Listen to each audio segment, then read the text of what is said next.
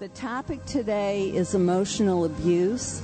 We've heard a lot over the last few years about physical abuse and sexual abuse, and just a smidgen about emotional and psychological abuse.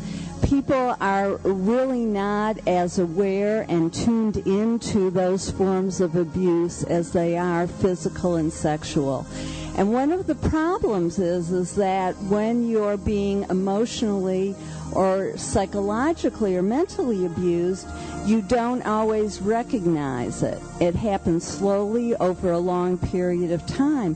Whereas when someone hits you or attacks you sexually, you know that because there's a physical, concrete reality.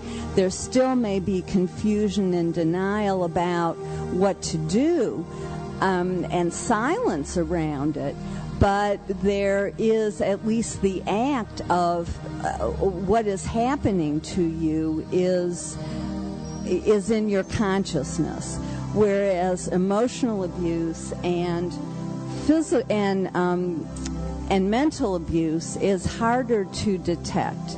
And so one thing that we can ask ourselves with emotional abuse is, how does this make me feel? How do I feel when somebody says these things to me, or when somebody talks to me in a certain tone of voice, or criticizes me over long periods of time about certain topics? And again, it can be confusing because emotional abuse can be intermittent.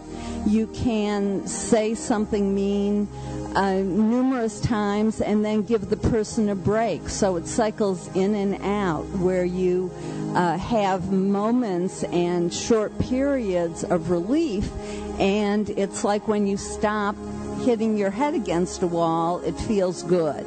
And so you don't recognize that actually it's just a pause, not a change in the relationship. And that person is still then in another day or two is back at it again, and maybe from a different angle, so that we don't always recognize it. And I want to go back to a couple of the emails that we had, where one person talked about going to exercise, and then her friends and family members telling her that she was fat. And that kind of talk, name calling, actually meanness is abuse. And we talk about it in other terms. We say, oh, well, he had a bad childhood, or she, doesn't really realize what she's saying. And we make a lot of excuses for people. But the fact of the matter is that it really doesn't matter what their motives are, or what their childhood was, or what their current living situation is. If it's a relationship that causes you a lot of pain, emotional pain, then this is not a healthy relationship. And whether you call it abuse or whatever you call it, the fact of the matter is that this is not something that is positive in your life.